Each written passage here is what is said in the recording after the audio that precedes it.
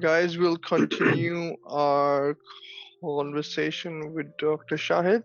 And now we are up to the part where he talks about BPT training. A lot of my colleagues and friends from Pakistan, England asked me about what is the pathway to get into medicine training in Australia, and Dr. Shahid will walk us through that.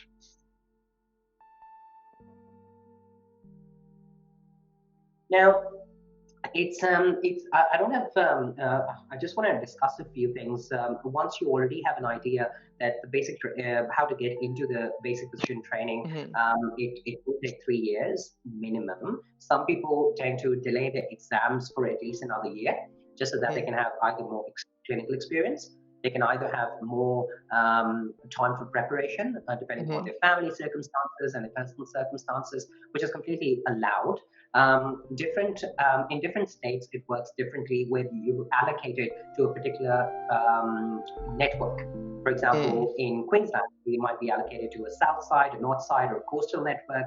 And depending on that network, they might have a few hospitals within that network where you'll be rotating after every 6 months or a year or 1.5 year, so that Yeah, you they can call Trust in experience. UK is a network here in Australia. Yeah, so similar to that in UK, you've got different networks, and that you work into different in different hospitals and different subspecialties, and that's where this whole idea of rotational medicine comes in, Mm. because you will be going through rural hospitals or and metropolitan hospitals, where you'll be exposed to subspecialties like endocrinology, Mm. neurology, gastroenterology. But in some of the peripheral hospitals, you might not have that much exposure, and everything might come under general medicine, which Mm-hmm. in itself is a great learning experience for when you're starting off in medicine, to be able to identify different variety of medical conditions and to see how they're managed. Um,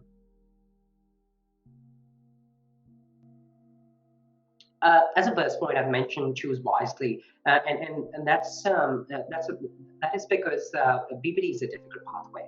Mm. It is the work, the timing, the exam, the stress itself. It's a very Mm. stressful time. Three Yep. years will be very stressful in terms of your training, in terms of your exams, in terms of your the work hours. Mm. Especially as part of your rotation, you'll be doing admitting shifts, you'll be doing night shifts, so you'll be working night. Mm. A lot of the times you'll be working after hours, and for me at least, that was something that had a huge toll on me, Mm. given I wasn't able to spend time with my family. If I'm working after hours, I'm working public holidays, I'm working the weekends, I'm missing family get-togethers, Mm. and if that's the sacrifice that you're prepared to make for those 3 years, go for it.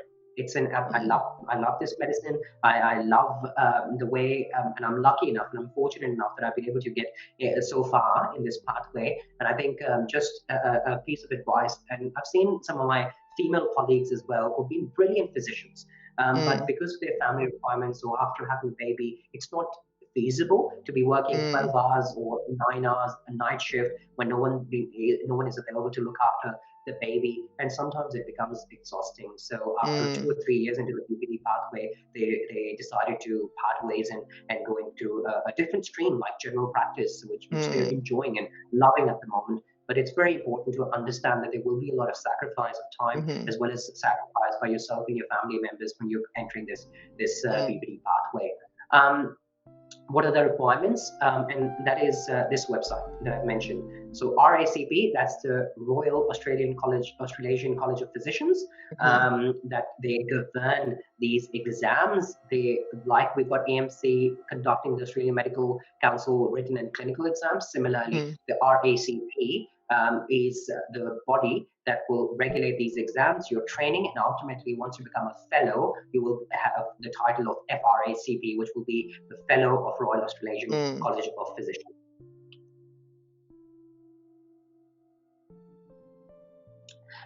Just wanted to show this site. If you go into the adult internal medicine, and it will give you a good idea regarding the program overview, what are the entry requirements, that you have to need to work at least 3 years. You can defer it for a year if you want to, but definitely you have to complete it. Um, no, sorry, that's it. And definitely how to apply the application processes here. You've got these deadlines that you need to keep in mind. And then finally, it walks you through what are the training Mm, requirements in Australia, how many over time, what are the different requirements, your learning need analysis, your professional mm-hmm, quality reflection. That's something that you don't have to worry about at this point in time. Once you enter the training program, you just need to sit with someone probably for 10, 15 minutes, and they'll walk you through everything, mm, all these requirements, sure. and they're not that difficult. But overall, 36 months of training, this is just a breakdown of what you can and cannot do. Because you've got core training and then you've got non-core training. Some of the Mm, subspecialties will come under your core training time, and there's only a fixed amount of time that you can actually spend in general medicine to be attributed towards your core training. mm, And, sure. that's basically this website. I'm just putting it out there just so that you can have a look of what the requirements are, and just go through the curricula as well. Sure. Now, an important aspect and more of a practical aspect rather than anything else, because obviously all the other information will be present on the RSCP website, is that you need to talk to the director of medicine earlier, Mm-hmm, please, or the physician education, director of physician education. They are called DPEs, so director of physician educations or director of medicine, and it's imperative, and I can't stress this enough. Highlighted earlier that mm, you're interested in the BPD pathway, just so that they will walk you through, they will have you in your mind, they will have you in their mind when mm, the time comes, when that excuse me, and that when the time comes, they can guide you of how to apply. For sure. example, early in the piece, I was doing it. It was my first year in Australia. I was working as a junior house officer. 6 months into working in Australia, I went to our director and I said, I'm interested in the PPD pathway. I want to apply. He was like, fair enough. This is how you applied. I'll keep you in mind. And then I was able to apply through the normal pathway, and then was able to get into the job straight away. So even Mm, just after 1 year of practicing doing rotations in different departments, you're mm, easily able to get into the BPD pathway. And that's another misconception that I had.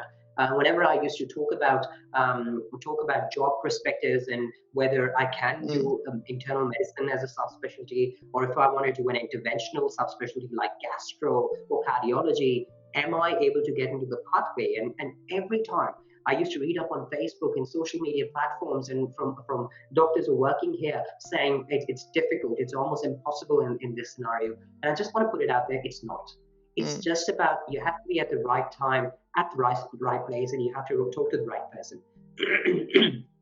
And that's it. You can easily get into the BPD pathway. And once you're in it, everything's easier. Everything flows after that. The mm, exams are not easy. Sorry, let me take that back. The exams are not easy. They're a very difficult exam. Probably some of the toughest exams that I've given. But once you enter the BPD pathway, you're on a roll. You have to do supervised training. Automatically, you'll sit for an interview to allocate you a network. But once you've sat that interview, you have your next 3 years automatically decided for you, right? Or 2 years at least, that you'll for the next 2 years, this is where you'll be rotating these hospitals, and then you'll be getting these mm, rotations.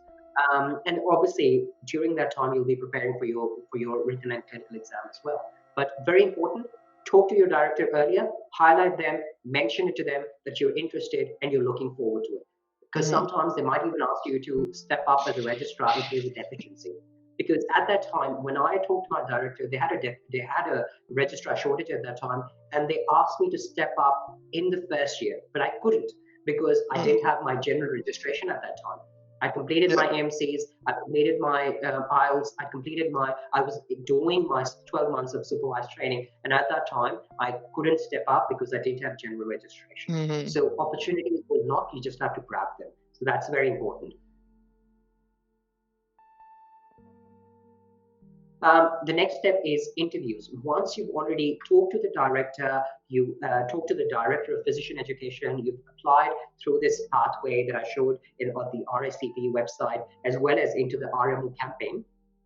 Yes, So you have to something I apply would for like to say here, unlike Pakistan and England where you apply for training, training gives you the job. In Australia, it's not very, it sucks. You have to apply for jobs separately and training separately. So that is something that absolutely. is different here.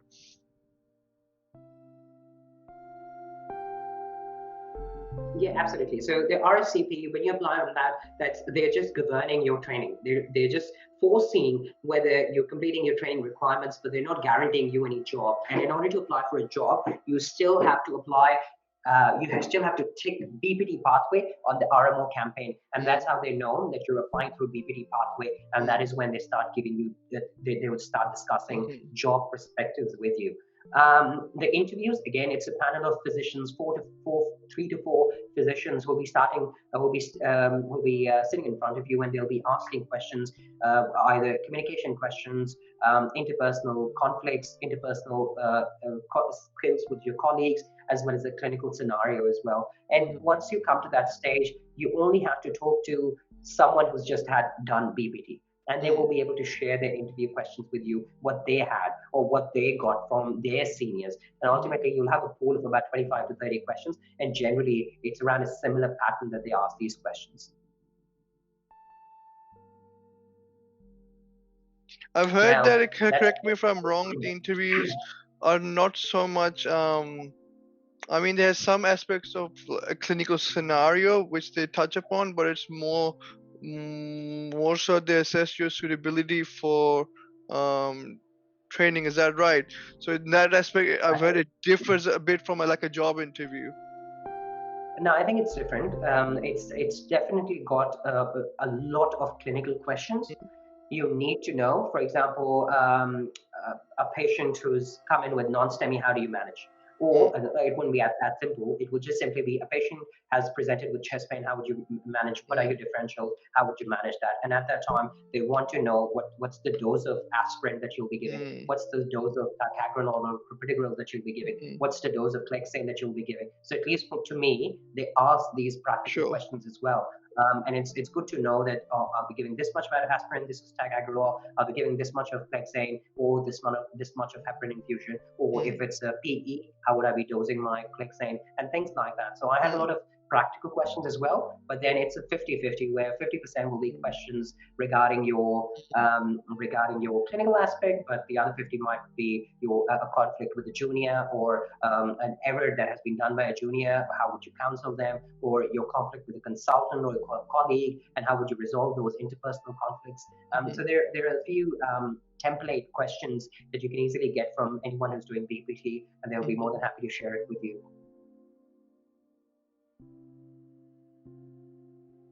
Um, Ultimately, once you've done at least 2 years of BPT, then you sit for your written exam, which is one of the worst exams, to be honest. It's really stressful, and I particularly found the written exam for me was much more stressful than the clinical exam, mhm. because the clinical exam is I enjoyed it. Clinical exam is you're looking Bread at and butter. patients, you're trying. Mm, Yeah, exactly. And at the same time, even while you're preparing for your clinical exam, you are learning new things.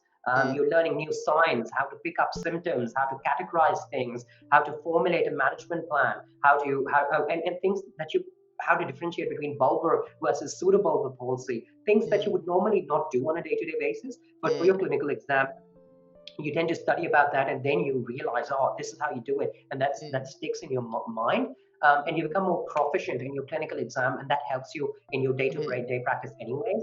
Written mm, exam, on the other hand, it's some of them is conceptual, some of them is recent articles, recent updates in medicine, but some of them, in all honesty, at mm, least the part one, which is basic sciences, could be a lot about rote learning, and mm, talking about molecular level and biochemistry and mm. genetics, which some people enjoy. I particularly didn't enjoy that aspect A of it, bit and I dry. particularly enjoy.